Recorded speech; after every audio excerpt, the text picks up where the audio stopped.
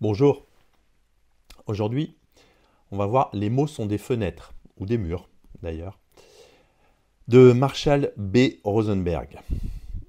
C'est un psychologue américain et élève de Carl Rogers, pour ceux qui connaissent. Il a développé un modèle de communication appelé communication non violente, CNV. Donc on va beaucoup le dire dans le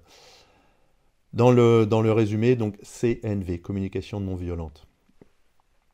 Ce livre, devenu une référence mondiale, explique les fondements, les principes et la mise en pratique de la CNV. Son objectif ? Développer une manière de communiquer qui favorise l'empathie, la compréhension mutuelle et la coopération, plutôt que la confrontation, la culpabilisation ou l'hostilité. Il y a 4 étapes dans la CNV. Tout d'abord l'observation, c'est-à-dire décrire objectivement ce que l'on voit ou entend sans y mêler de jugement. Les sentiments, exprimer les émotions ressenties face à ce que l'on observe. Les besoins, identifier les besoins à l'origine de ces sentiments. Et la demande, formuler une demande claire, concrète et réalisable pour répondre à ces besoins.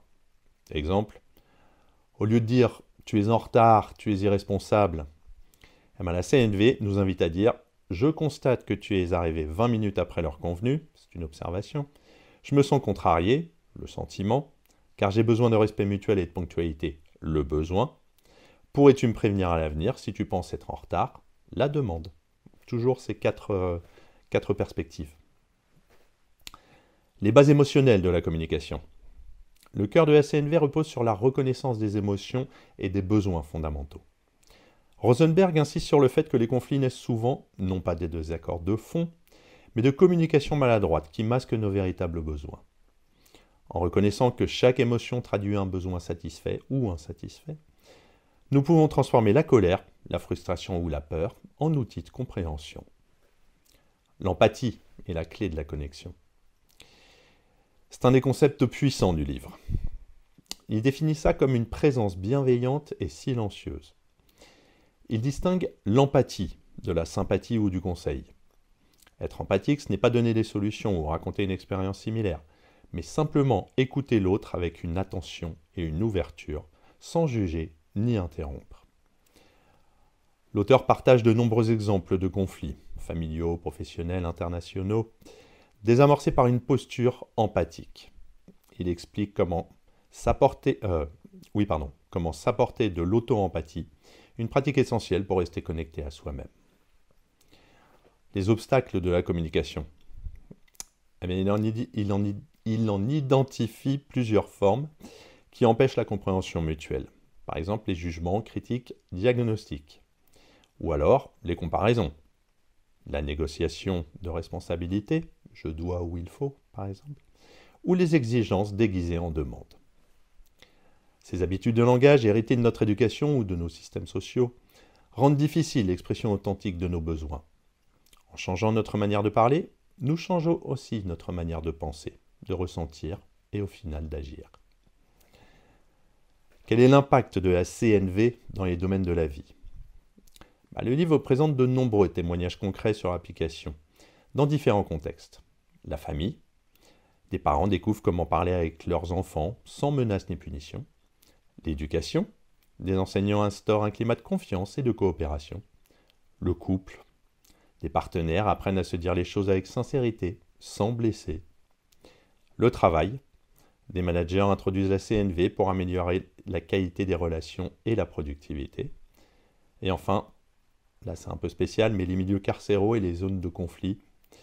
Rosenberg intervient dans les prisons au Rwanda, au Moyen-Orient, démontrant que la CNV peut avoir un impact profond, même dans les situations extrêmes. Si on analyse le livre, il est simple et pédagogique. Il alterne théorie, exemples et exercices pratiques. Cette alternance rend le livre vivant et immédiatement applicable. Même les concepts plus subtils, comme la différence entre besoin et stratégie, sont expliqués avec clarté. La force du livre réside dans sa capacité à transformer le lecteur. Lire Les mots sont des fenêtres ne se résume pas à découvrir une nouvelle technique de communication.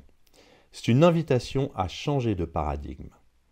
En nous apprenant à identifier nos besoins, à exprimer nos émotions et à écouter l'autre avec empathie, le livre nous pousse à adopter une posture plus humaine, plus consciente et au final plus responsable.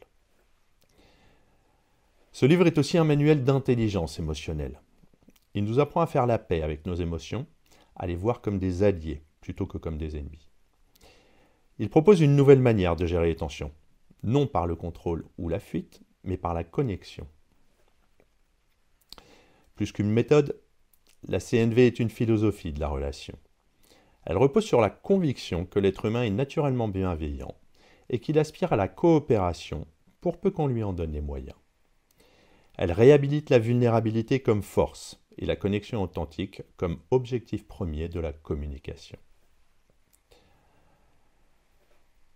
Il n'y a pas de personnage dans ce livre, au sens romanesque on va dire, mais quelques figures marquantes. Il y a un père de famille qui apprend à écouter son fils sans l'interrompre, une femme en couple qui découvre comment exprimer sa colère sans accuser, un prisonnier qui parvient à renouer le dialogue avec ses enfants grâce à la CNV, ou des médiateurs de conflits en Afrique qui utilisent la CNV pour reconstruire un climat de confiance. Donc, les mots sont des fenêtres pour conclure, ou bien ce sont des murs, puisque c'est le titre entier, est un livre pour toute personne souhaitant améliorer sa manière de communiquer, de vivre ses émotions et de se relier aux autres avec authenticité. La communication non violente proposée par Marshall Rosenberg n'est pas seulement une méthode relationnelle, c'est une voie de transformation personnelle et sociale. Elle nous invite à quitter le terrain de la domination, du jugement ou de la peur, pour aller vers un espace où chacun peut s'exprimer pleinement tout en respectant l'autre. En lisant ce livre, on prend conscience que nos mots construisent ou détruisent, selon l'intention et la conscience que nous y mettons, bien sûr.